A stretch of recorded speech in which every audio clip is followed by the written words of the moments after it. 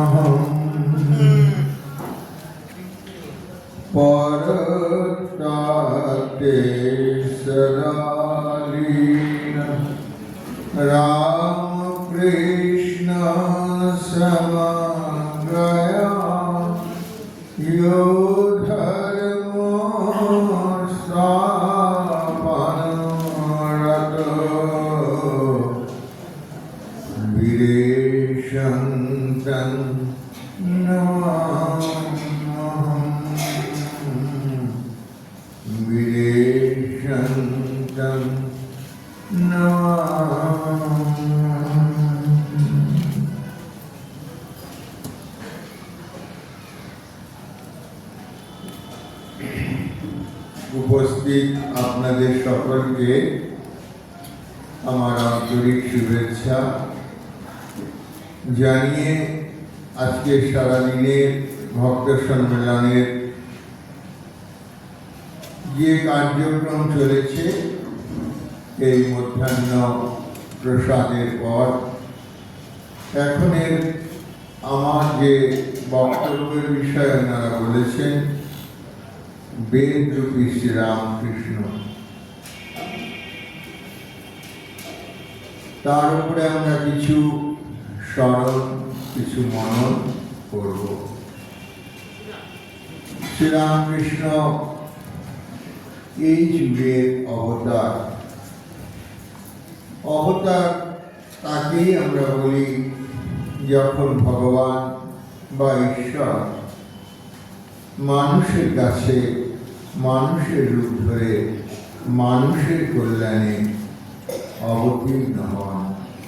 আমাদের সমকালের সংশয়, সমকালের সমস্যা, তার জীবন, তার বাণী, তার মধ্যে দিয়ে সমাধান খোঁজে এবং ভবিষ্যতের বহু প্রজন্মই সেই তার জীবন আদর্শে তাদের নিজ নিজ জীবনে, সমাজ জীবনে, রাষ্ট্র জীবনে এবং জগতের কল্যাণে হদিশ খুঁজে পায়।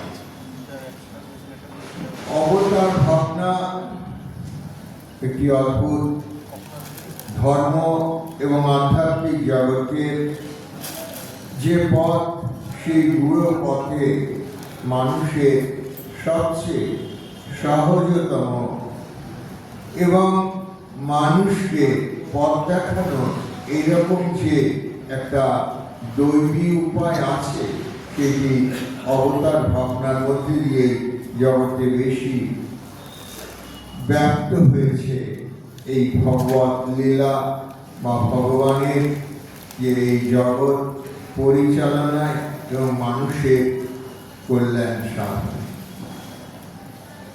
ভারতবর্ষ এই বিষয়ে অনন্য, অনবদ্য এবং অদৃষ্টপূর্ব, অভূতপূর্ব সব অবদান রেখে গেছে। এই জাগতিক যে বিষয়গুলো, পার্থিব যে জগৎ, তার সম্পর্কে সকলেরই কম বেশি আমাদের ধারণা রয়েছে। সেইটি যে জীবনের একমাত্র অবলম্বন নয় এবং পর্যাপ্ত নয়, তার বাইরেও কিছু আছে। সত্য সন্ধানে ভারতবর্ষ অগ্রণী ভূমিকা নিয়েছিল। তাদের মনে প্রশ্ন জেগেছিল, এই যে আমাদের ইন্দ্রিয় গ্রাহ্য জগৎ, যা দিয়ে প্রতিটি দিন আমরা যাপন করে চলেছি, এর বাইরে আর কিছু সত্য আছে কি? এইরকম ভাবনা আর কোনো দেশের ইতিহাসে পাওয়া যায় না। যে সমস্ত প্রাচীন সভ্যতার উল্লেখ আমরা পাই ইতিহাসে, তার মধ্যে গ্রিক সভ্যতা, চৈনিক সভ্যতা অর্থাৎ চীন, মিশরীয় সভ্যতা এবং ভারতীয় সভ্যতা, এইগুলি অনেকটা প্রাচীনত্বের দাবি করে।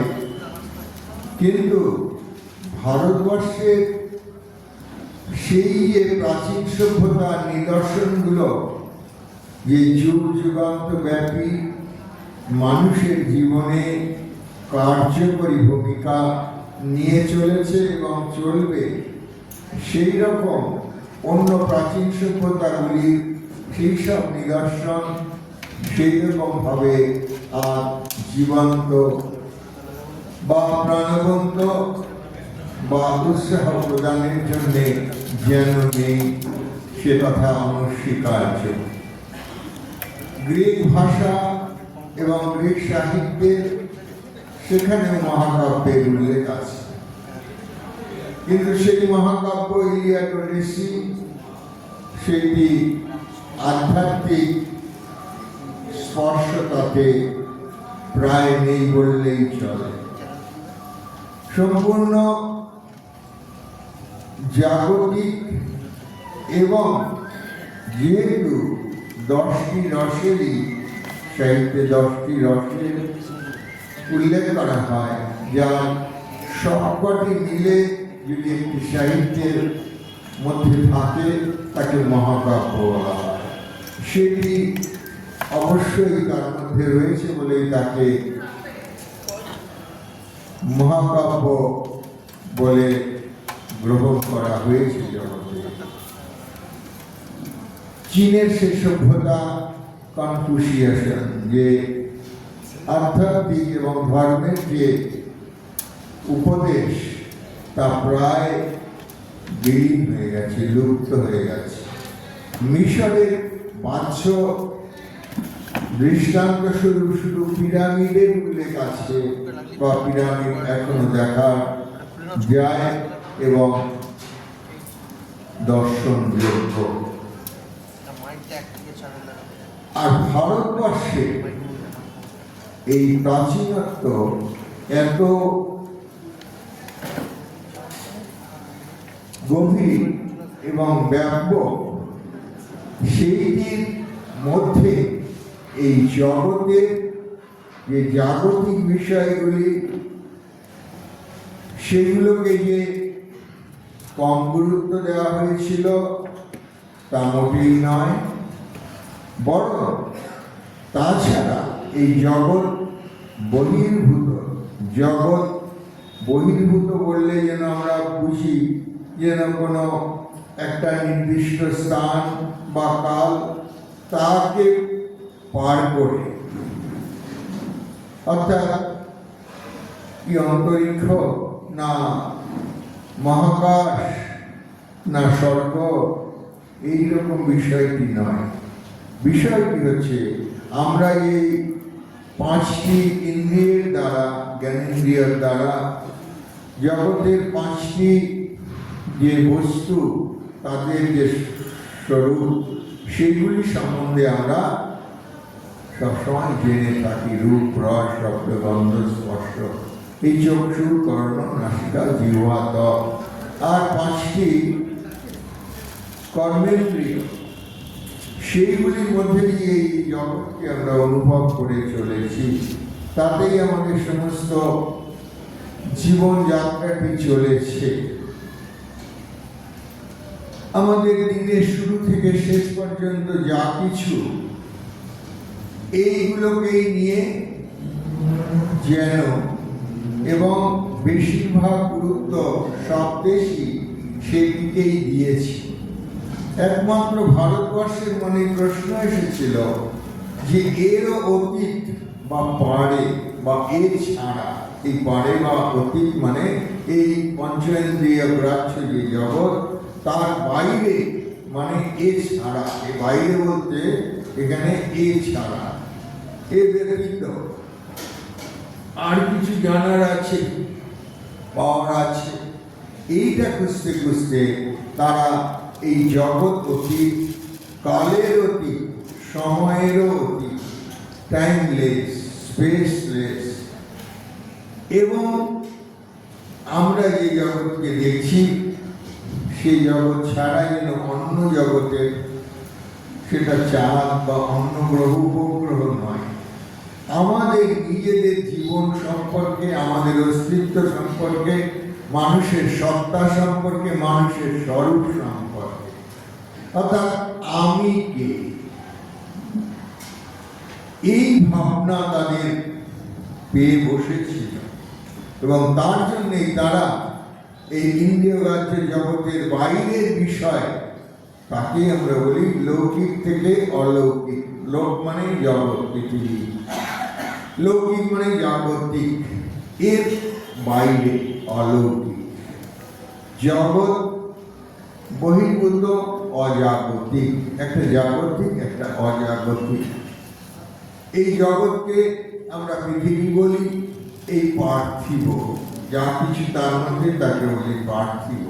এই পার্থিব ছাড়িয়ে অপার্থিব, মানে ঠিক এর বিপরীতগুলি, এরকম কিছু কি আছে, তারা অনুসন্ধান করে করে এর নাম হচ্ছে আধ্যাত্মিকতা, ধর্ম, দর্শন। সেইগুলির মধ্যে এই আমরা চোখে দেখা আমাদের জীবনের অন্য জিনিসগুলো, বস্তুগুলো যেরকম ভাবে ওতপ্রোত জড়িত, আমাদের এই পঞ্চ ইন্দ্রিয় গ্রাহ্য, সেগুলি সব পঞ্চ ইন্দ্রিয় গ্রাহ্য নয়, কিন্তু তার অস্তিত্ব বা তার কার্য, তাকে আমরা অস্বীকার করতে পারি না। এইরকম বিষয়গুলি তারা আবিষ্কার করলেন, এবং তার মধ্যে থেকে যে ঋষিরা সেই সত্যগুলোকে দর্শন করেছিলেন, জেনেছিলেন, এবং মন্ত্রের আকারে সেগুলোকে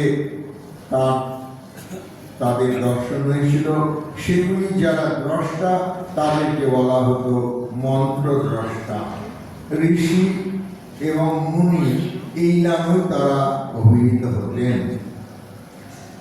তারা দেখলেন যে আমি বলতে যেটাকে আমরা বুঝি, সেইটি এখনো পর্যন্ত আমরা নিজেদেরকে যেভাবে বুঝি সেইটাই চূড়ান্ত বোঝা নয়। সেই জন্য তারা সেইগুলিকে গুরু পরম্পরায়, সেই সত্যগুলোকে, তখন এখনকার মতো বইপত্র ছাপানোর ব্যাপার ছিল না, সেটা মাত্র 16 শতকে, মানে 17th সেঞ্চুরিতে প্রেস, যাকে আমরা পাবলিকেশন, বইপত্র লেখালেখি এইটি বলি। তার বহু আগে, খ্রিস্টপূর্ব 4000 বছর আগে ঋগ্বেদ সবচেয়ে প্রাচীন এবং পুরনো। তার মানে এখন থেকে বা আমাদের কাল থেকে 6000 বছর আগে সেগুলো রচিত বা তাদের দ্বারা বলা, যেহেতু তারা সেগুলোকে লেখার আকারে তখন ছিল না, সেই জন্য রচনাও আমরা বলি না ওগুলোকে, সেগুলোকে মন্ত্রের দ্রষ্টা তারা দেখেছেন, অনুভব করেছেন, রিয়ালাইজ করেছেন, তাদের জীবনে অভিজ্ঞতা হয়েছে, এইভাবে বলা হয়। কিন্তু সেইগুলির মধ্যে মারাত্মক মারাত্মক বিষয়গুলি যেগুলো এখনো আমাদের, এবং যতদিন জগৎ সভ্যতা থাকবে এবং নিজেকে আমরা অনুসন্ধানে ব্যাপৃত থাকবো, ততদিন পৃথিবীকে ভারতবর্ষের দিকেই এইগুলোর জন্য তাকিয়ে থাকতে হবে এবং তাদের সেইগুলোকে গ্রহণ করতে হবে।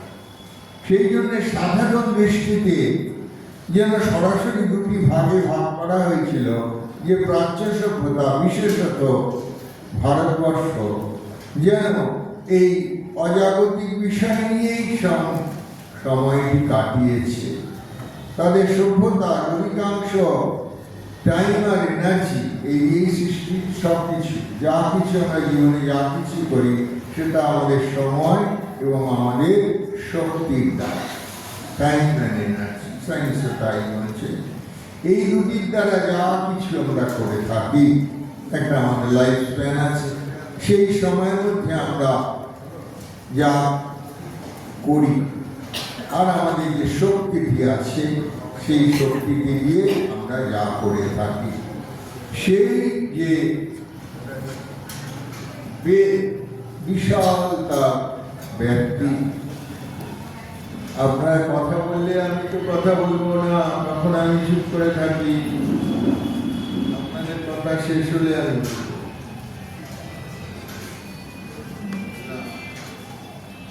বসুন, কোথাও প্রয়োজনে কথা বলবেন, ফিস ফিস করে, কেউ শুনতে পাবে না আপনারা ছাড়া, তাতেও কাজ হয়। যাই হোক, সেই তারা কি আবিষ্কার করেছে মানুষের কল্যাণের জন্য, এই মানুষের স্বরূপ সন্ধানে তারা ব্যবহৃত ছিলেন। স্বরূপ সন্ধানের বলতে যে আমি প্রকৃত কি, এটি একটি প্রথম। তা থেকে তারা আবিষ্কার করলেন আত্ম শব্দটি, সেটি এখনো সংস্কৃত বাংলায় সাহিত্যে আছে, শুধু যেটা ধর্ম সাহিত্যে আছে তা নয়। আত্ম মানে আমি, আত্মজ্ঞান, আত্মবুদ্ধি, আত্মচেতনা, আত্মবিশ্বাস, এই যে আমি, সবসময় আমাদের মধ্যে একটা আমি আমি বোধ চলছে। সেই আমিটি প্রকৃত কি? সাধারণভাবে আমরা যেন নিজেদেরকে বলি আমি, মানে যেন আমাকে দেখাই আমি। এটা দেখানোই বা মানে কি? যে আমার নাম থাকে একটা, রূপ থাকে একটা, আর অনেক উপাধি যেগুলি আমরা আমাদের নিজেদের উপরে চাপিয়েছি। নামটাও চাপা, 5 ভাইয়েরই নাম যুধিষ্ঠির হবে, তাহলে মা কোন ছেলেকে ডাকছে বোঝা যাবে না বলে 5 জনকে পৃথক পৃথক নাম দেওয়া হবে। 4 ছেলেরই নাম রাম হবে, তাহলে তো তাদের ব্যবহার করা যাবে না। আমাদের জীবনে ব্যবহারযোগ্য করার জন্য আমাদের জন্মের পরে একটা নাম দেওয়া হয়। এই শুরু হলো আমাদের এই আমি যা নই সেইগুলো আমাদের উপরে চাপান।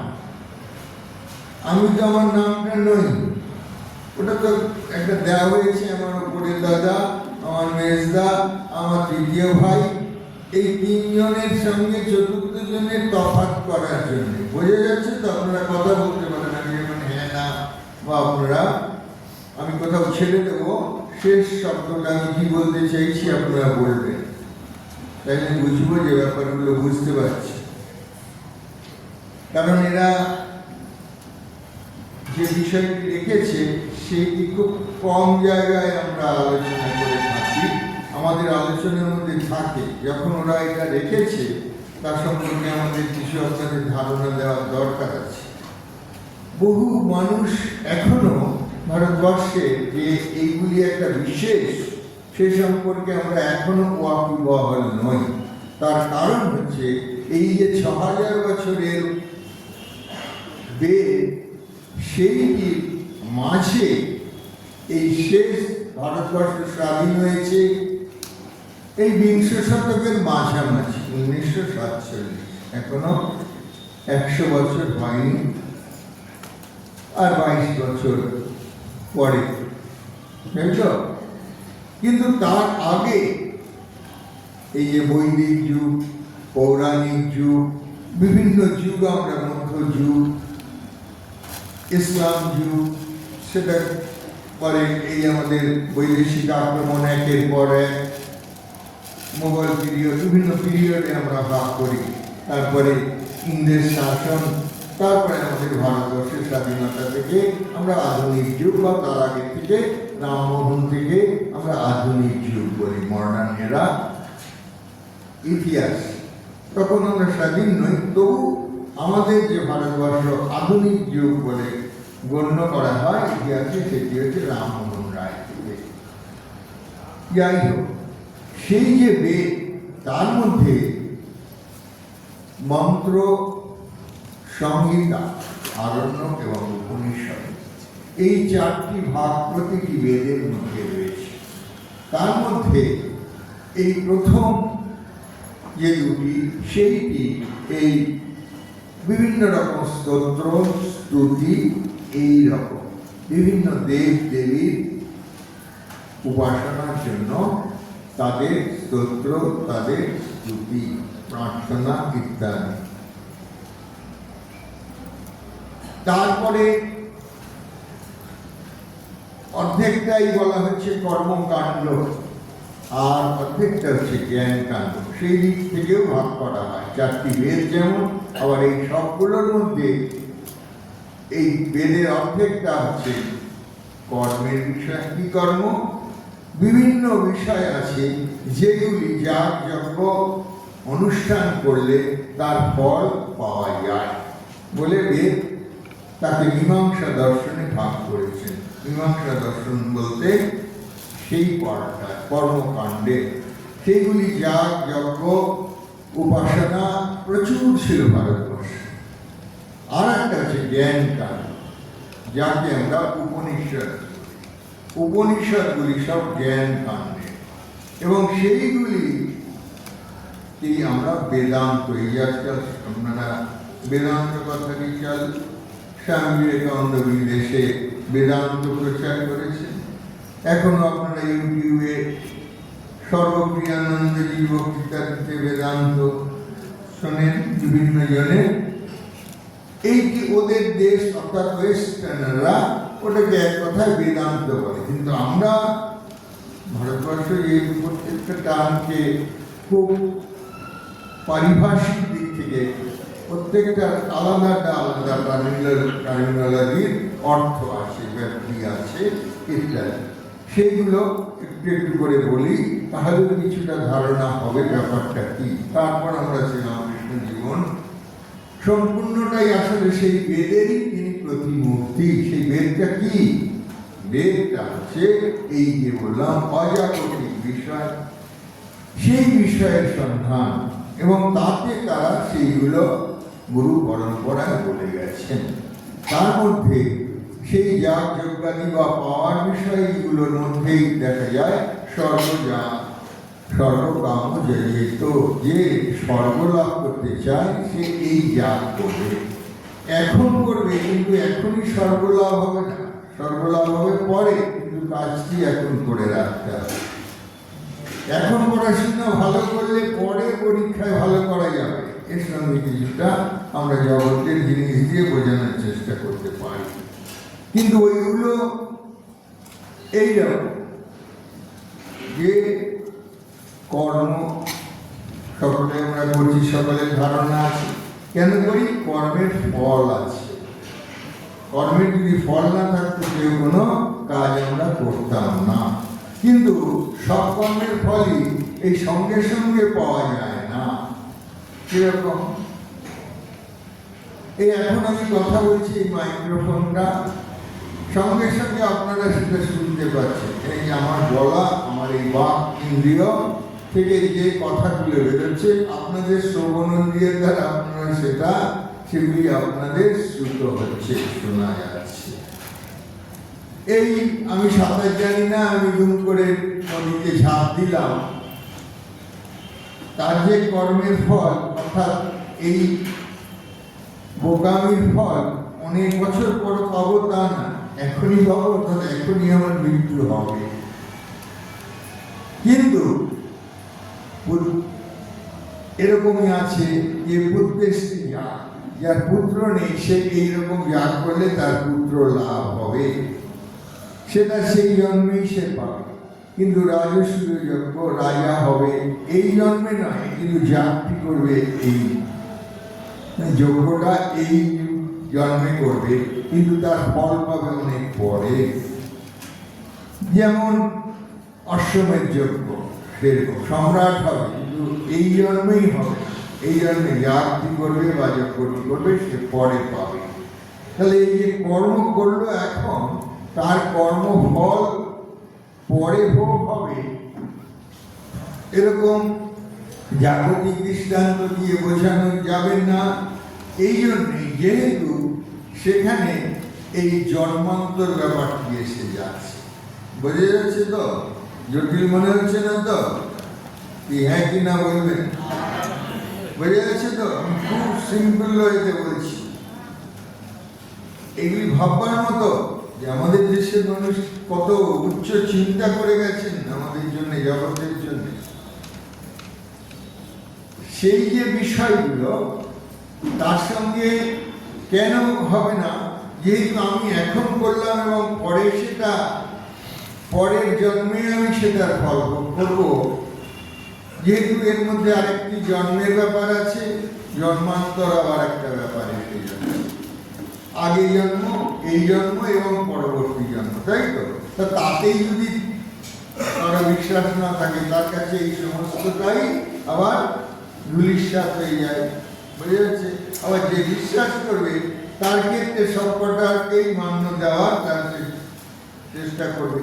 সেই জন্যেই একটি দর্শনের নাম হলো আস্তিক্য দর্শন, একটি হলো অনাস্তিক্য দর্শন। থিস্ট, এথিস্ট, আচ্ছা যারা এইগুলোকে অলৌকিক বিষয়গুলোকে মানবে, বিশ্বাস করে, তাদেরকে বলা হচ্ছে যে তারা বিশ্বাসী, শাস্ত্রে বিশ্বাসী। আর এরা শাস্ত্রে বিশ্বাসী না। তাহলে যারা যাগযজ্ঞ করবে তাদের অবশ্যই শাস্ত্রে মীমাংসা দর্শনের পুরোটাই হচ্ছে, যেহেতু বেদে বলা আছে আমি সেটা করব, যারা মানে সেটা। কেন ভারতবর্ষ সকলের উপরে সবকিছু চাপিয়ে দেয়নি। এই যে গণতান্ত্রিক বিষয়টি আজকের থেকে নয়, যখনই কেউ কিছু পাঁচজন একজনের উপরে একটা কিছু চাপিয়ে দেওয়ার চেষ্টা করে, তখনই আমরা বলি ভারতবাসীর মনে ওটা হার্ট করে যে এটা ঠিক হচ্ছে। এটা অন্য দেশে দেখবেন যেখানে যেখানে আমরা বলি যারা এক পেশি, একদেশদর্শী, ওয়ান সাইডেডনেস, মেরুকরণ, যাদেরকে আমরা মৌলবাদীও বলি। ঠাকুর যাকে বলেছেন যে মতুয়ার বুদ্ধি আছে, এগুলো ব্যাপারগুলো বোঝা যায় তো, যে সে যেটা মনে করছে সেটাই ঠিক।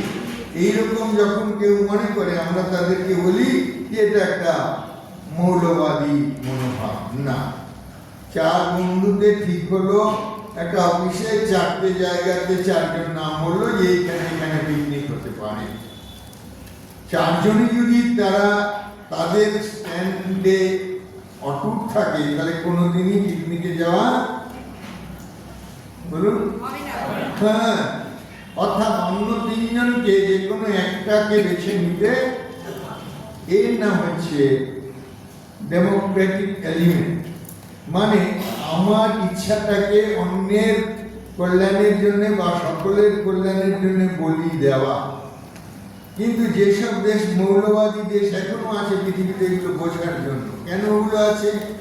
অনেকে বলেন এই দেশটা এরকম করছে, এই দেশটা এরকম করছে, আমাদের কাছে বেশি, আবার 50 বছর স্বাধীন হতে না হতে কি অবস্থা হচ্ছে।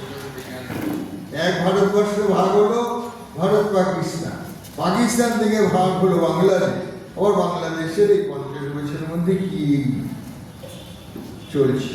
তাহলে এইসব যখন সকলে জিজ্ঞাসা করে যে এগুলো তাহলে ওদের উন্নতি কি ব্যাহত হবে না? অবশ্যই হবে ব্যাহত, আবার তবে তাদের চেতনা জাগবে, এই তো সোজা কথা। কিন্তু আমরা ভারতবর্ষী এগুলো আবিষ্কার করেছে কত আগে থেকে, যে তুমি এগুলোতে বিশ্বাস করতেও পারো, হ্যাঁ এটা শাস্ত্রে আছে। আর জগতের যা কিছু প্রমাণ, সেই রকম আমরা যে প্রমাণগুলোর কথা জানি, জগতের বিষয়কে প্রমাণ করা, তার মধ্যে প্রথম হচ্ছে প্রত্যক্ষ। এই যেটা প্রথম বলছিলাম, যে আমাদের ইন্দ্রিয় গ্রাহ্য যা বিষয় তাকে আমরা প্রত্যক্ষ প্রমাণ বলি, উপমান বলি, অনুমান বলি। অর্থাৎ প্রত্যক্ষ, অনুমান, উপমান, শাস্ত্র, আরেকটি অর্থাপত্তি, আরেকটি অনুপলব্ধি। মোট 6টা প্রমাণকে বেদান্ত অ্যাকসেপ্ট করে। তার মধ্যে 5টাই হচ্ছে এই জগৎ সম্পর্কে। এই যে ল্যাবরেটরিতে যা আমরা physics, chemistry, biology, physics, quantum physics সাথে যা কিছু আমরা প্রমাণ করার চেষ্টা করছি, এই সব কিছুই এই 5টি প্রমাণের মধ্যে। যেটি শুধু এই জগতের অতীত, সেই প্রমাণ, সেগুলি কিসেভাবে প্রমাণ, সেইটির ক্ষেত্রে আমাকে শাস্ত্র থেকে জানতে হবে। এইটি ভারতবর্ষের একটা ইউনিক কন্ট্রিবিউশন, যে তারা প্রথমে আবিষ্কার করছে যে এইরকম বিষয় আছে, আমি এই শুধু দেহটি নই।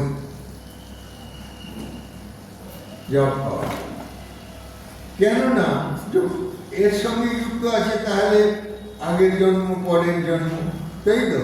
তাহলে আমি যদি দেহটি হই, তাহলে তো দেহটি এইভাবে পুড়িয়ে দিল, যেদিন মরে গেলাম সেইটাই শেষ হয়ে গেল। তাহলে তো আগের জন্ম, পরের জন্ম বলে কিছু মানা যাবে। একটা আস্তিক্য দর্শনের কিভাবে পিলারগুলো তৈরি হয়েছে বোঝা যাচ্ছে। তখনই তো প্রশ্ন হবে যে আমি যদি এই দেহটা না হই, তাহলে আমি পরে আছি, সেই যে আছিটা, সেইটা আবার অন্য দেহ হিসাবে থাকবো, কিন্তু আমি যেটা, সেই আমিটা কখনোই মরে না। অর্থাৎ মৃত্যু বলে যে সবচেয়ে ভয়ানক বিষয়টিতে আমরা ভীত জগতের মানুষ, উপনিষদ প্রথমেই সেটাকে নেগেট করছে, যে তোমার আমার মৃত্যু হয় না। বুঝে যাচ্ছে মানুষকে কিরকম? এটা কোনো ভাই দেওয়া ব্যাপারটা জানেন, সেই রকম না, কাউকে যে কোনো সান্ত্বনা দিচ্ছে তা না, তারা এগুলিকে সত্য বলে জেনেছেন। বুঝে যাচ্ছে? সেই যে সত্য বলে জেনেছেন বলে আমরা এইবারে বুঝতে পারবো যখন নিজেরা, যে আগের জন্ম ছিল, এই জন্ম একটা এলো, তাহলে কি নিয়ে আবার জন্ম হবে, তখন তারা সেটাকে আমাদের মধ্যে এইটাকে স্থূল শরীর ধরা হচ্ছে। এর মধ্যে আমরা আমাদের যে মেন্টালিটি, আমাদের যে প্রবণতা, আমাদের যে ভারতবাসী যাকে এক কথায় সংস্কার বলে না, সংস্কার কথাটার সঙ্গে সকলের জানা আছে, যে ওই ভাইটি এইরকম, ওই বোনটি এইরকম, ওই ভাইটি আরেক রকম, এই যে স্বভাব যাকে আমরা বলি, এর তফাৎটাকে গড়ে দিয়েছে।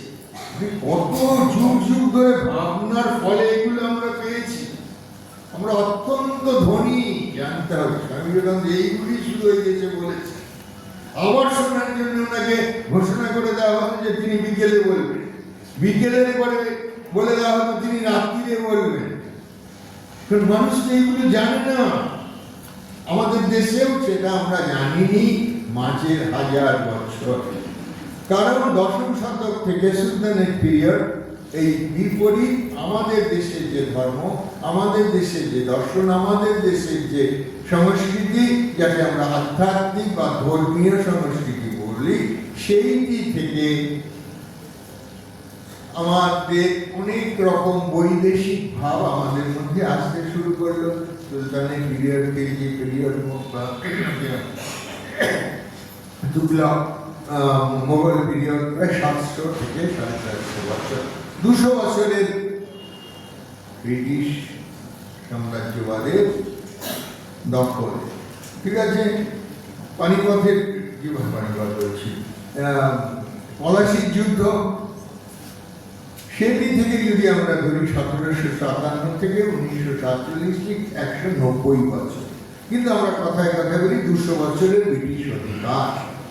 তাহলে তাদের আবার খ্রিস্ট ধর্ম, তাদের আইডিওলজি, তাদের থিওলজি, মানে ধর্মতত্ত্বকে থিওলজি, মানে প্রত্যেক ধর্মের থেকে একটি দর্শন থাকে।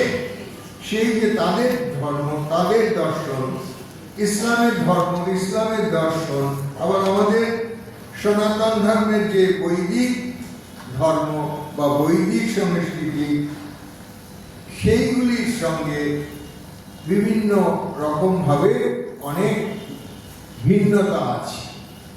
একটা পথে যখন যাওয়া হচ্ছে, তখন আরেকটি অন্য পথের কথা যদি কেউ আমরা বলি যে না, এই দিক থেকে না গিয়ে অমরনাথ ওই দিক থেকেও যাওয়া যায়, তাহলে ওই দিক থেকে নিশ্চয়ই যাওয়া যায়।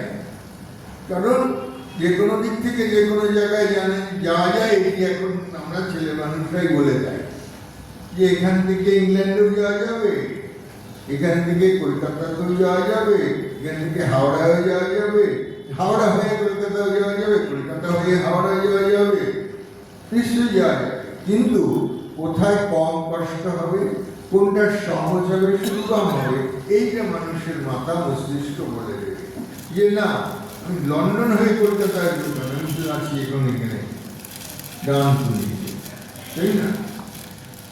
আমাদের কাছেই তো কলকাতা, আমি আবার লন্ডন যাবো তারপর কলকাতায় আসবো, এইটা না।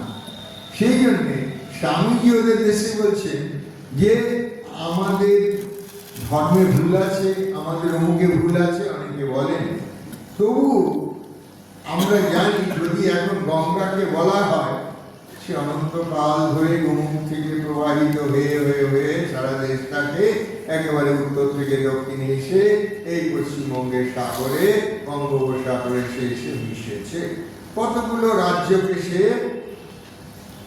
অববাহিকা করে এসেছে। এখন যদি কেউ বলে যে এর পথ, গতিপথকে পাল্টে দিতে হবে, সেটাতে সেই গঙ্গা শুকিয়ে যাবে, নয়তো ভুল অন্য পথে যেতে যেতে সে নিজের পথ হারিয়ে ফেলবে। সেই জন্যই আমরা যেটাকে অনুসরণ করে চলেছিলাম, সেইটির মধ্যে এই বেদান্তের যে তত্ত্ব, সেইগুলিতে এই পিলারগুলোকে আমরা বলি স্তম্ভ, যে তার মধ্যে এই জন্মান্তর করবে। এখন জন্মান্তর আমরা দেখতে পাচ্ছি না আমাদের এই জগতিক বিষয়ের মধ্যে, সেই জন্য এটাকে আমরা মানতে না পারি।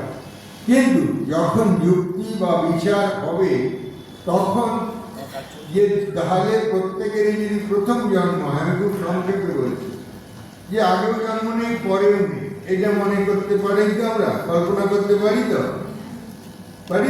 এইটাই আমাদের প্রথম জন্ম, এটাই আমাদের শেষ জন্ম। সেমিটিক রিলিজিয়নে তাই, অর্থাৎ ইসলাম এবং খ্রিস্টানিটি, জিউইজম, জুডাইজম, এইগুলিতে তাদের এই ধারণা, ওই শেষে ওরা নরকে যাবে না স্বর্গে যাবে। ওটা যে আমাদের তা না, আমাদের হচ্ছে ক্রমবিকাশ, এভলিউশন। আমরা সবসময় যেন এগিয়ে চলেছি। এগিয়ে চলা মানেই হচ্ছে যে অনেক পথ যে আছে পারফেকশনে, সেইটাকে স্বীকার করা, যেটা একটা দীর্ঘ পথ। সেই দীর্ঘ পথটা আমরা মৃত্যুকে দিয়ে ছেদ করেছে, এইটাই সাধারণে মনে করবে। কিন্তু উনি ঋষিরা দেখছেন যে না, সেইখানে।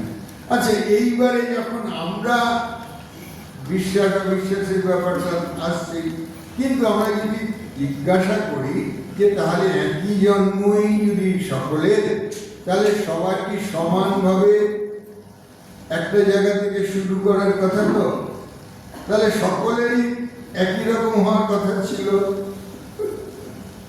তাহলে 50 জনের ক্লাসে 50 জন 50টা র্যাঙ্ক পাচ্ছে কেন?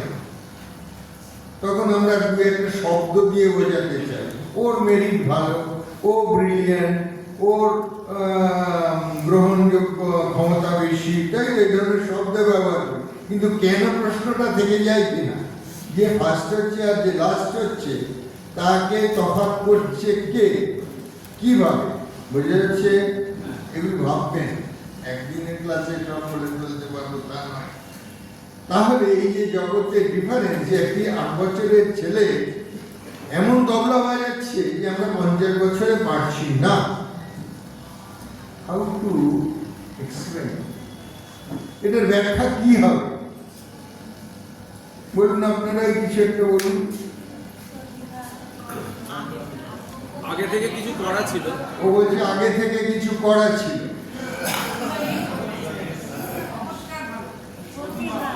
হ্যাঁ, প্রতিভা। সেই যে তাহলে প্রতিভা পৃথকত্ব আছে। আবার কেন হবে প্রশ্নটা? তাহলে আপনারটা তো প্রশ্নটা একটা শব্দ মাত্র হলো। আমি বললাম না, বারবারই প্রথমে বলে নিয়েছি যে কয়েকটি শব্দ দিয়ে আমরা বোঝানোর চেষ্টা করি, কিন্তু কেন সেই প্রশ্নটা থেকেই যাবে। কি? হ্যাঁ, এই কি বলছেন পূর্বজন্মের সংস্কার, আর ওটাও তাই।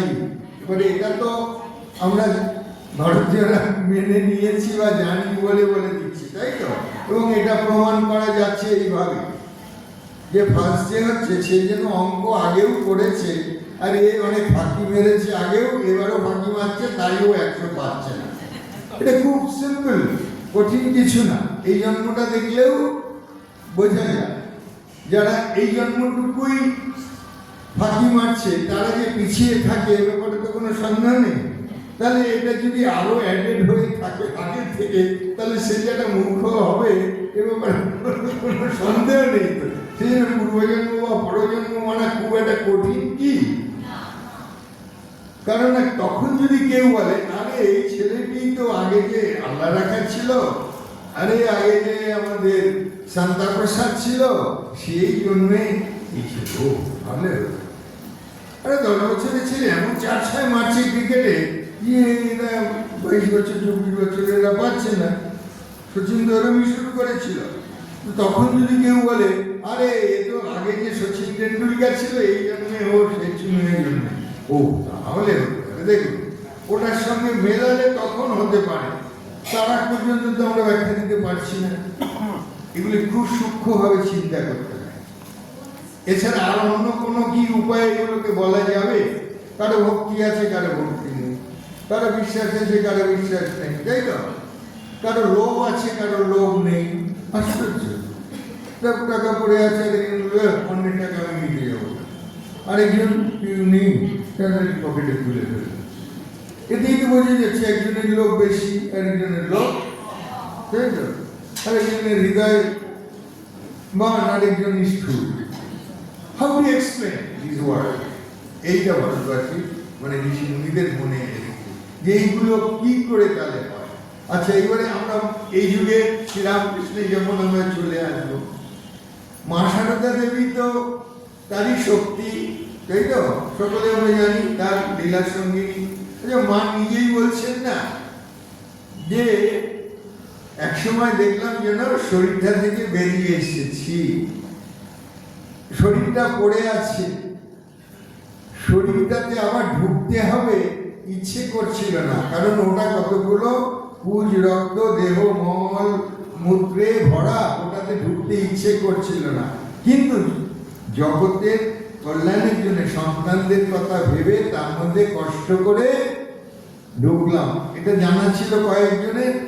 হাত তুলুন তো কয়েকজন এই ঘটনাটা জানতেন মায়ের জীবনে। ক্লিয়ার? তাহলে আমরা বেশি দূর আমাদের যেতে হবে না। এইবারে অবতারে কি করে, এই যে শাস্ত্রীয় জটিলতা, তাই তো? আমি যে প্রথম প্রায় 8 ঘন্টা বলে ফেলেছি, তো একটু জটিল লাগার কথাই, তাই তো? সেইগুলোর থেকে আমাদের মুক্তি দিতে যদি তাদের বিশ্বাস করি, তুমি বেদে বিশ্বাস করো, তাই তো? তাহলে মিটে যেত। বেদে বিশ্বাস করছে না, একটা লোককে যদি তুমি দেখো এরকম, তখন তাতে আমাদের বিশ্বাস হবে, তাই তো? বুঝা যাচ্ছে?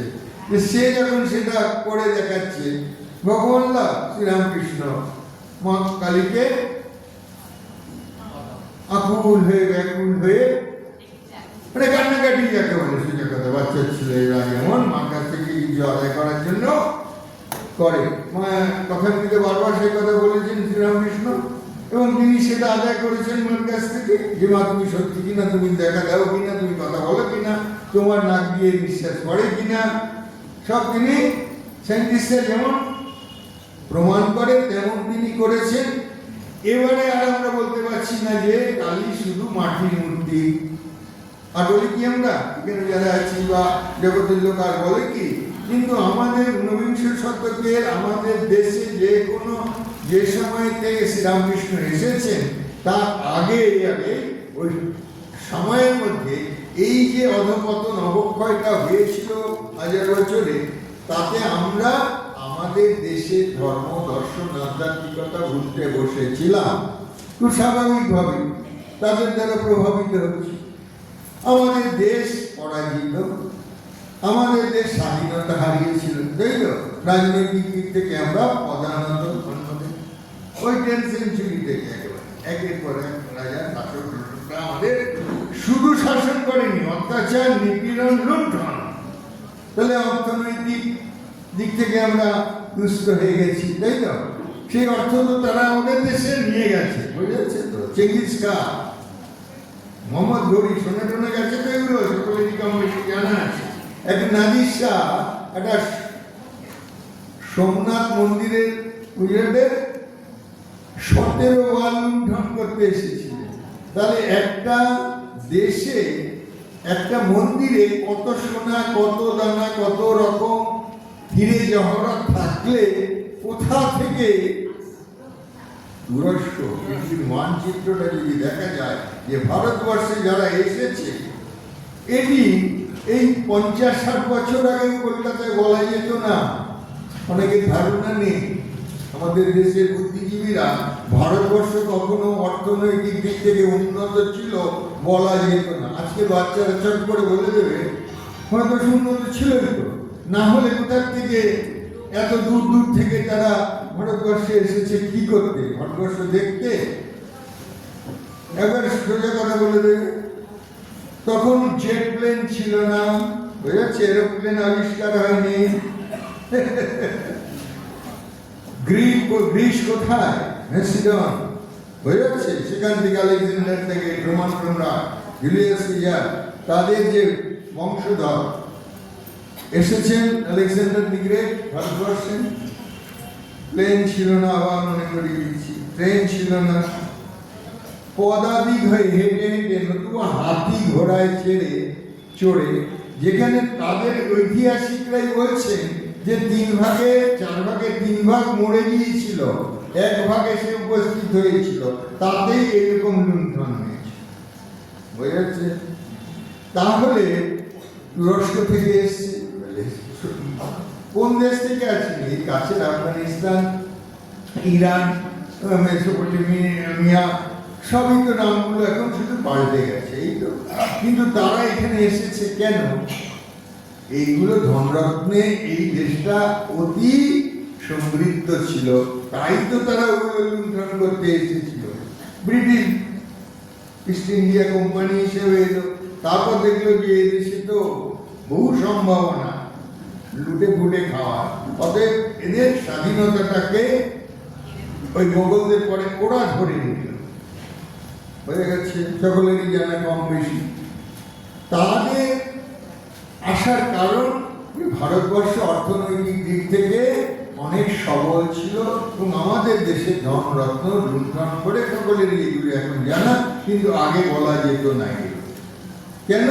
তারা বুদ্ধিজীবী ভারতবর্ষকে যেভাবে মিশনারিরা খ্রিস্টানরা প্রচার করেছিল যে ভারতবর্ষ উগ্র নিরন্ন মানুষের দেশ, অশিক্ষিত মানুষের দেশ, কুসংস্কারগ্রস্ত মানুষের দেশ, ওদের উন্নতির জন্য আমাদের মিশনারি পাঠাতে হবে, বুঝেছেন? তাহলে ওরা ট্যাক্স দেবে, মিশনারিরা এসে কিছু চাল ডাল জাহাজ করে নিয়ে আসবে এবিসিডি শেখানোর জন্য, এবিসিডি বই নিয়ে আসবে, আর নামের নাম জোসেফ করে দেবে, ওর নাম ও করে দেবে, এই তো ওদের যা কিছু করণীয় করেছে। এইবারে স্বামী বিবেকানন্দ, এবারে মানুষে আমরা চলে আসছি যে অবতারে সে কি করেন। অবতার রূপী শ্রীরামকৃষ্ণ মানে অবতার আসেন, তার লীলা সঙ্গিনী সঙ্গে আসেন মা মায়া জগন্মাতা, বোঝা যাচ্ছে? রামের সঙ্গে সীতা দেবী, কৃষ্ণের সঙ্গে রাধা দেবী, যদিও তিনি তার স্ত্রী নন, তবু তার লীলা সঙ্গী লাদিনী শক্তি, ঠিক আছে? ওই শক্তি জগন্মাতা। সিদ্ধার্থ বুদ্ধ হলেন যশোধরা, তাই তো? আমাদের মহাপ্রভু চৈতন্য বিষ্ণুপ্রিয়া, শ্রীরামকৃষ্ণ মা সারদা। এনারা তো আসেনি, শিব শক্তি বা ব্রহ্ম তার শক্তি। তাছাড়াও এবার একটা বিরাট দল নিয়ে এসেছে, টিম, তাই তো? 16 জন ত্যাগী সন্ন্যাসী, একদল গৃহী ভক্ত, বিশাল বিশাল। মানে আপনারা যখন তাদের জীবনগুলো পড়েন, শ্রীরামকৃষ্ণের কাছে যারা এসেছিল গৃহী ভক্ত, কয়েকজনের নাম মনে করলেই তো, তাই তো? বলরাম বাবু, মনমোহন, তাই তো? গিরিশ বাবু, বিশাল শক্তিশালী মানুষ, যারা শ্রীরামকৃষ্ণ ভাবে নিজেদেরকে পুষ্ট করে এমন ভাবে জীবনটা করেছে যে তারাই আদর্শ হয়ে রয়েছে। এই মানুষকে তারাই পথ দেখাবে যে এরা এইরকম। অর্থাৎ আমরা বলতাম শ্রীরামকৃষ্ণের কাছে, তার ঘরে যে এই দরজা দিয়ে ঢুকে ওইখানে বসে তার কথা শুনে অন্য দরজা দিয়ে বেরিয়ে যায়, সে আগের মানুষটি থাকে না। এই কথাটা সংক্ষেপে আমরা বলে বুঝিয়ে যে এইরকম তাদের পরিবর্তন হয়েছে। মা সারদা দেবী পাশাপাশি কাছে কিছু নারী ভক্তদের একটা দল তিনি শ্রীরামকৃষ্ণ তার জীবনদার সাথে করে গেছেন। এই সব কিন্তু বেদের কাজ হচ্ছে। বেদ আমরা কঠিন বলে এই 8 ঘন্টা বললাম, তাতে যে কাঠিন্যটা ছিল সেই কাঠিন্যটা দূর করছেন এরা কিভাবে, সেইটা বলার জন্য এবারে এইখানে চলে এসেছে।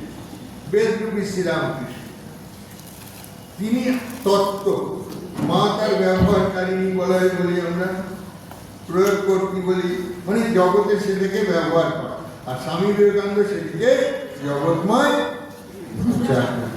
বনের বেদান্ত ছিল, তিনি ঘরে ঘরে দিয়েছেন। আচ্ছা, সেই বনের বেদান্তকে ঘরে ঘরে যে দেবেন তা তো শ্রীরামকৃষ্ণ নিজেই বলে গেছে যে এই ছবি ঘরে ঘরে বুঝেছে। তাহলে ওইগুলো তো শুধু আখড়াতে গুহাতে বেদান্তের তত্ত্বগুলো নিয়ে কিছু সাধু সন্ন্যাসী চর্চা করতো, এই তো। এবারে বলছেন না, সারা জগৎময় এগুলি ছড়িয়ে যাও। কারণ শ্রীরামকৃষ্ণ এবারে আর গুহাতে কোথাও যাননি, কোনো যুদ্ধ বিগ্রহ করেননি, মানুষের চৈতন্যকে জাগানোর জন্য তিনি এসেছেন। আর অন্য অন্য অবতারে যে অসম্পূর্ণতা, অপূর্ণতা, যে উইকনেস, যার জন্য আমাদের দুঃখবোধ হতো, সেগুলোকে তিনি পরিহার করেছেন। এগুলো ভাবতে হয় না যে একটা বক্তৃতা দিয়ে আমরা সব বলে ফেলতে পারবো, তা নয়।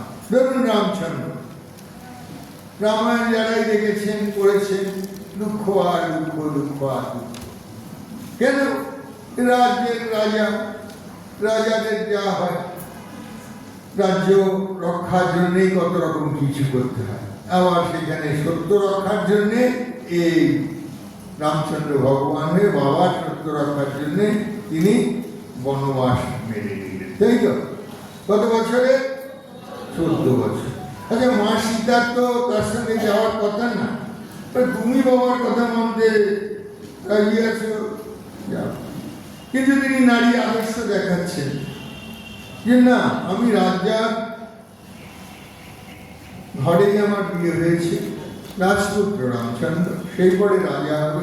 রাজ্য ভোগ যেমন আমি, সুভোগ যেমন আমি করব, আবার আমার স্বামীর যখন দুর্দশা দুঃখ সেটিও আমি বরণ করে নেব। তাহলে আদর্শ দেখানোর জন্য, নাহলে তাকে তো কেউ জোর করে করাতে পারতো না, কিন্তু ওটা স্বেচ্ছায় গেছে। আবার স্বেচ্ছায় গিয়ে এমন এমন বিপদ করেছে যা কোনো জগন্মাতা বা ঈশ্বরই ছাড়া সাধারণ মানুষের কম্য নয়, তাই তো? অগ্নি পরীক্ষা, পাতাল প্রবেশ, তাই তো? রাক্ষসদের ওখানে থাকা, সর্বনাশ। তাতেই তো বোঝা যায় যে তিনি সাধারণ নন। এই দুঃখ রামচন্দ্রকে, তার সত্যতা বা রামচন্দ্র যে তার জীবনে জগতের কল্যাণের জন্য এসেছে, এটি মা সীতা কি জানতেন না? জানতেন বলেই তো তিনি তার কাজে বাধা না দিয়ে সেগুলোকে মেনে নিয়েছে, তাই তো? দুঃখটা ভোগ করেছেন রামচন্দ্রের জন্য মা, বোঝা যাচ্ছে? তাহলে মায়েরা যখন, মায়েদের সঙ্গে আমরা রামযাত্রা দেখতে যেতাম, এই 50-60 বছর আগের কথা বলুন, আমাদের এখন যা বয়স, যখন আমরা যেমন থেকে সারা রাত ধরে রামযাত্রা হতো। সেই দল আসতো, একটা স্কুল এর ভ্যাকেশন, গরমের ভ্যাকেশনে, হ্যাঁ সামার ভ্যাকেশনে, সেই স্কুলে তারা থাকতো, রান্না রান্না করতো। রাত্রে ওই গোপাল দাঁড়িয়েওয়ালা সেই লোকটাই আর সীতা শিখতো। আমরা ছেলে মানুষ, তাদের দিনেও দেখতাম, রাতেও দেখতাম, আমরা খুব আনন্দ পেতাম। কিন্তু রাত্রিরে বেশিক্ষণ তো জানতে পারতাম, মায়ের কোলে শুয়ে পড়তাম। আবার একটা যুদ্ধ শব্দ হলে আবার জেগে পড়তাম। আচ্ছা, শ্রীকৃষ্ণ এবারে, আগে একটা ছিল ইন্টারন্যাশনাল, তাই তো? শ্রীলঙ্কা বিদেশের একটা দেশ, আমাদের দেশে। এবারে হচ্ছে ভাইয়ে ভাই, হয়ে যাচ্ছে, এবারে হচ্ছে ডোমেস্টিক ওয়ার, আগেটা ছিল ইন্টারন্যাশনাল ওয়ার। কত রকম দেখান এটা, ভগবানরা এসে এই অবতার হয়ে এসে জগতের কল্যাণের জন্য এগুলো দেখান। তিনি বললেন, আমি যুদ্ধ করবো না, কিন্তু আমি সত্যের পক্ষে আছি, তাই তো? আমি সত্যের পক্ষে আছি, ওরা তোমার অন্যায় করছে, ওদের কৌরবদের তোমরা যুদ্ধ করো, আমি তোমাদের পক্ষে। ওরা শ্রীকৃষ্ণকে ছাড়া, আর এরা শ্রীকৃষ্ণকে নিয়ে, এই তো তফাৎ। এদের অনেক সৈন্য সামন্ত কৌরবদের নিজেরাই একশো পায়, আরে তাই তো? সব ছাড়া যুদ্ধ করে করে সব রাজারা সবাই। সেখানেও আমরা দেখছি যে মানুষের এত দুঃখ, এত কষ্ট, সব রাজারা একের পর এক মারা যাচ্ছে। অশ্বত্থামা, এদের মৃত্যু তো মানে অসহ্যে, ছেলে, হ্যাঁ, সহ্য করা যায়। বুদ্ধ রাজার বেটা, তাই তো? রাজত্ব ছেড়ে দিলেন, মা বাবা রয়েছে, মা বাবাকে ছেড়ে, স্ত্রী রয়েছে, পুত্র রয়েছে, মানে যত দিক থেকে থাকতে পারে রাজা, রাজ্যত্ব, তাই তো? মা বাবা, এগুলো সব দেখানো তো ভগবানের, যে আরো কিছু বেশি থাকতে পারে। সেইখানে পর্যন্ত তার যশোধরা এবং তার ছেলে রাহুল, তাই তো?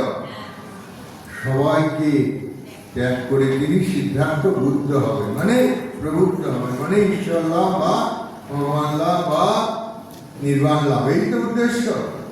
কি এই জন্য তো মহাপ্রভু চৈতন্য, মায়ের কান্না, স্ত্রীর কান্না, তাই তো? আমাদের কষ্ট দিয়েছে, যতই নাটক দেখতে গেছি, যত সিনেমা দেখতে গেছি, যত মায়ের সঙ্গে যাত্রা দেখেছি, সব মায়েরা শুধু চোখের জলই মুছতো, চোখের জলই মুছতো, সবার মনে পড়তো। এই প্রত্যেকটি জীবনে দেখুন, তাই তো? শঙ্করাচার্য, বিবেকানন্দ বহুত বুদ্ধিমান, তারা মাকে কাজিয়েছেন, কিন্তু বউকে ঘরেনি বলে বউকে আর কাঁদাতে, মানে মিনিমাইজেশন অফ কি পল ক্রাইম, যে ওনারা আরো কম দোষ করেছেন যেন ইতিহাস। এইবারে যদি আমরা বলি শ্রীরামকৃষ্ণ মনোবল, তার রাজত্ব নেই যে ছাড়তে হবে। কি আমার কি সময় হয়ে গেছে, বা আমরা দাঁড়িয়ে আছে আমাকে নোটিশ দেওয়ার জন্য, কারণ দাঁড়ালে আমাদের মনে হয় যেন বলবে এরা কাগজ ধরিয়ে দেবে, হ্যাঁ, তাহলে বসো, ভালো না লাগলে বসো। আর মানে বলবো বললে তাহলে বুঝতে পারবে যে না তোমরা কোনো রিমাইন্ডার দিচ্ছ না, তাই তো? হ্যাঁ, তাহলে এই সামনে এসে দাঁড়ালেই মনে হয় যেন ভাবুন এরকম কি বলতে চাইছে কিনা। আচ্ছা, শ্রীরামকৃষ্ণ হয়ে যাচ্ছে।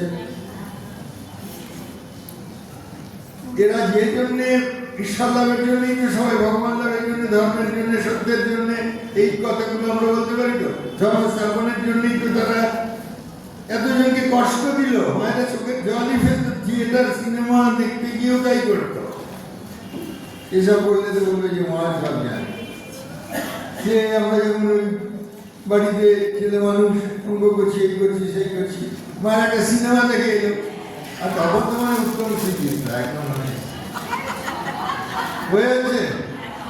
হ্যাঁ, তারা এসে গল্প করতো, যারা যায়নি তাদের শোনাতো, এই উষ্ণ কাটছে, এই মশলা বাড়ছে, এটা দেয়া নেয়ার গল্প, ওটা সপ্তমণির গল্প, ওটা শিল্পীর গল্প, ওটা হারানোর। আমার মুখস্থ হয়ে যেত ওনাদের গল্প বলা থেকে। পরে যখন বড় হয়ে আমি দেখেছি তখনই কি তাই তো, এইগুলো তো আমার সব জানা। তা কেন এটা বলছি, যে ছেলেবেলা দেখেছি তাদের চোখের জল রামযাত্রায় বোঝাচ্ছে, নিমাই সন্ন্যাসে, বুদ্ধের চরিতে, বুদ্ধ চরিতে। আবার এখানে নায়কের জন্য নায়িকার কষ্ট, নায়িকার জন্য নায়কের কষ্ট। সে মায়েদের চোখ, চশমা ছিল আমার মায়ের, আমার মতো ফুলে শুধু চোখের জল। ওই বলছে ওদের বাড়িতে গল্প করছে অন্যদের সঙ্গে, তখনও কাজ। তখন আমি বলতাম 7-6-7 পরিকল্পনা করছি, এই করছি, আলোচনার গল্প কানে যাচ্ছে। তা বলছে, আমি বলছি তোমাদের কি চোখে কি তোমাদের গ্যালন গ্যালন কিউসেক কিউসেক জল আছে, যে যখন ইচ্ছা তোমরা কেঁদে ফেলো? কুইন্টাল বলিনি কিন্তু।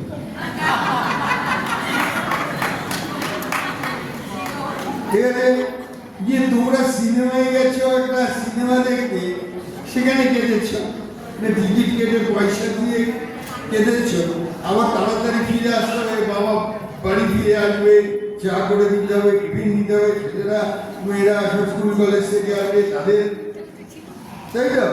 তাড়াহুড়ো করে তখন রিক্সা করে আসতে এসেছে পয়সা খরচ করে, আবার দুদিন পরে গল্প করছে, তাতে কখনো চোখের জল তোমার যাচ্ছে।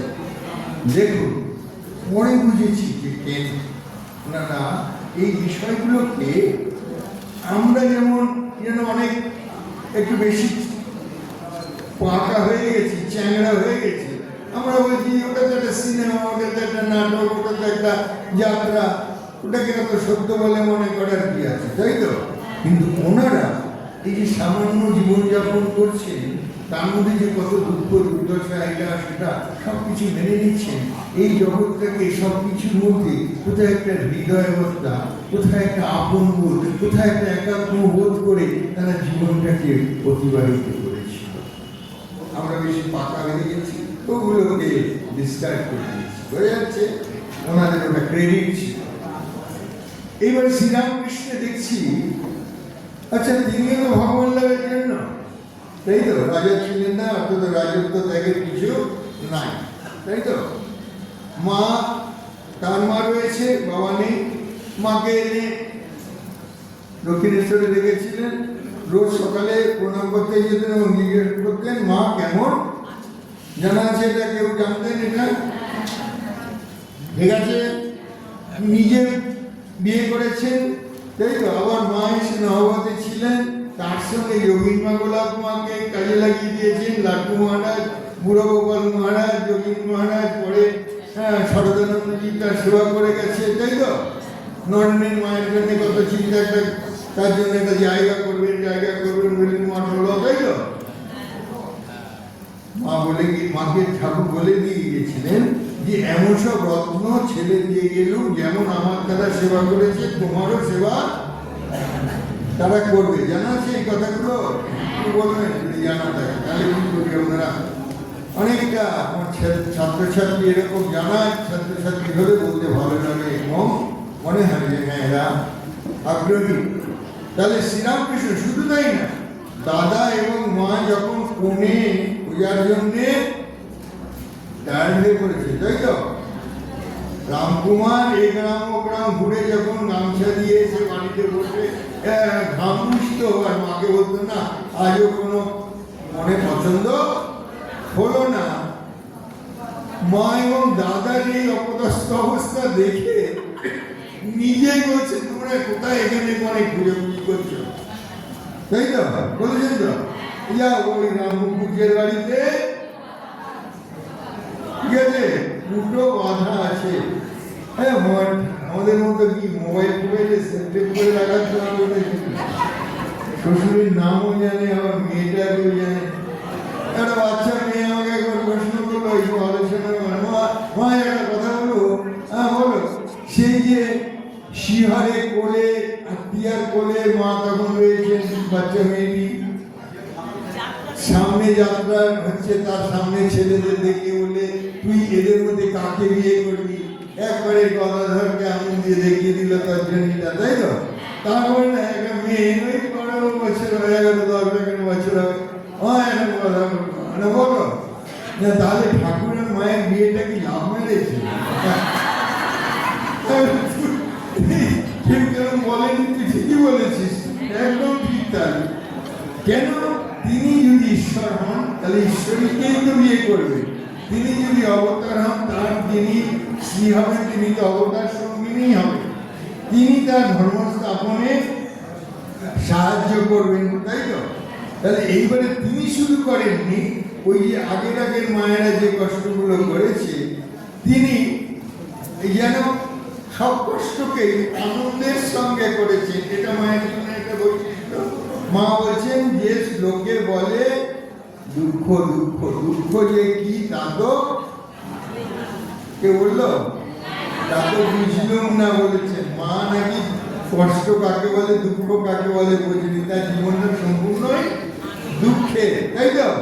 তাহলে সীতা দেবী কি রাধা শ্রীকৃষ্ণের বিরহে দুঃখ তোমরা জানি, বা যশোধরা কি বিষ্ণুপ্রিয়া, শ্রীরামকৃষ্ণে দেখছি আমরা যে কেন তার উত্তর দিয়েছে, যখন তিনি বিরাগমনের সময় কামার করে এসেছিলেন তখন তার হৃদয়ে যেন একটা আনন্দের ঘর বসিয়ে দিয়েছিলেন, এটা আছে। সেই আনন্দের ধারাটা মায়ের সমগ্র জীবনে ব্যাপ্ত হয়েছিল, যার ফলে মা এই কষ্টগুলোকে কষ্ট বলে। তাহলে এবারে বেদান্ত যখন বলবে যে আমাদের আমি বলতে যেটা বুঝি সেটা হচ্ছে সচিত আনন্দ স্বরূপ মিলে যাচ্ছে, সেটা বাইরে পাওয়ার নেই, সেটা আমাদের ভেতরে আছে। তাহলে বেদরূপী যে শ্রীরামকৃষ্ণ তার থেকেই তো প্রবাহটা বেরিয়ে আসছে।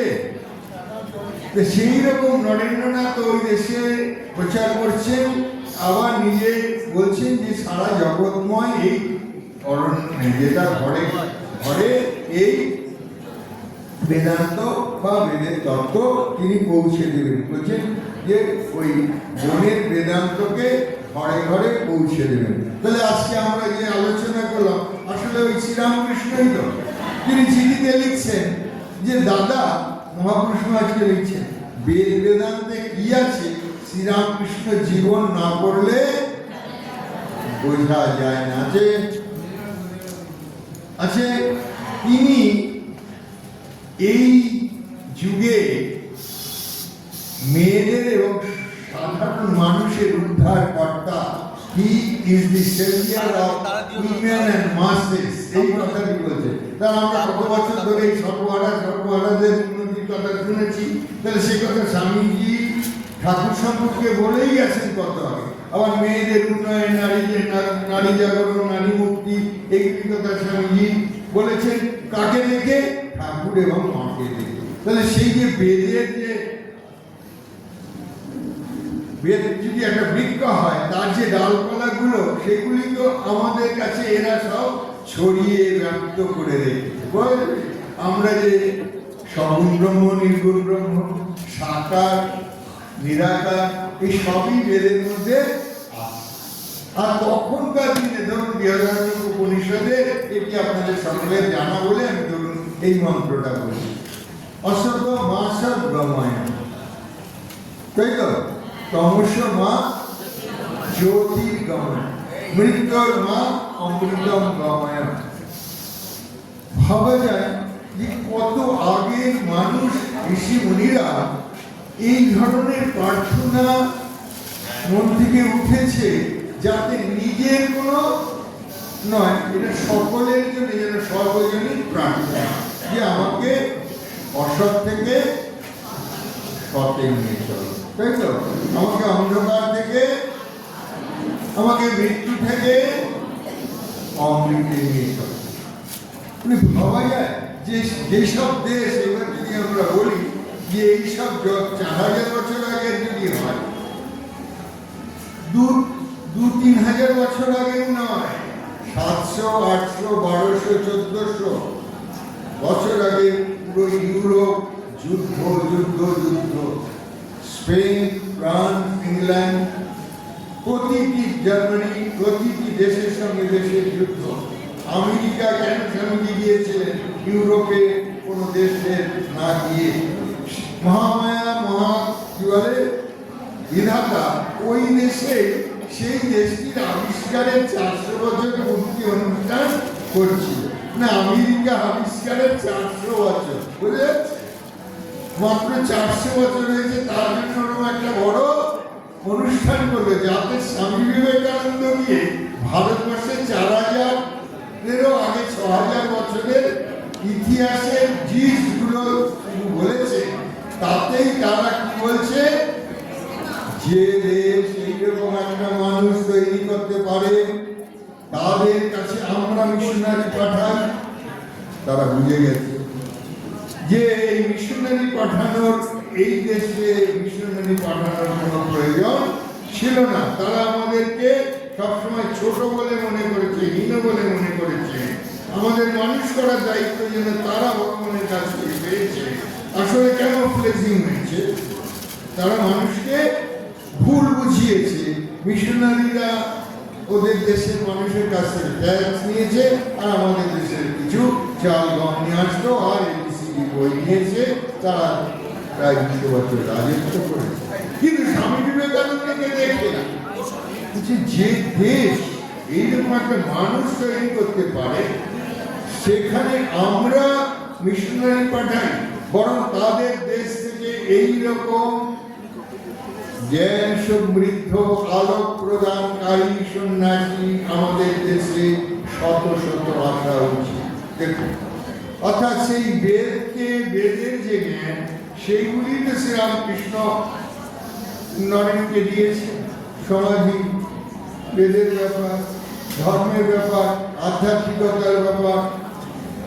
তুই কি চাস যখন বলছে তিনি নির্বিকল্প সমাধি চেয়েছেন, তাকে ছোট বলছি, যে ভেবেছিলাম তুই কত বড় হবি, তুই একটা বিশাল বড় বৃক্ষে এবং কত মানুষকে ছায়া দাও। তা না হয়েছে নিজের মুক্তি চায়।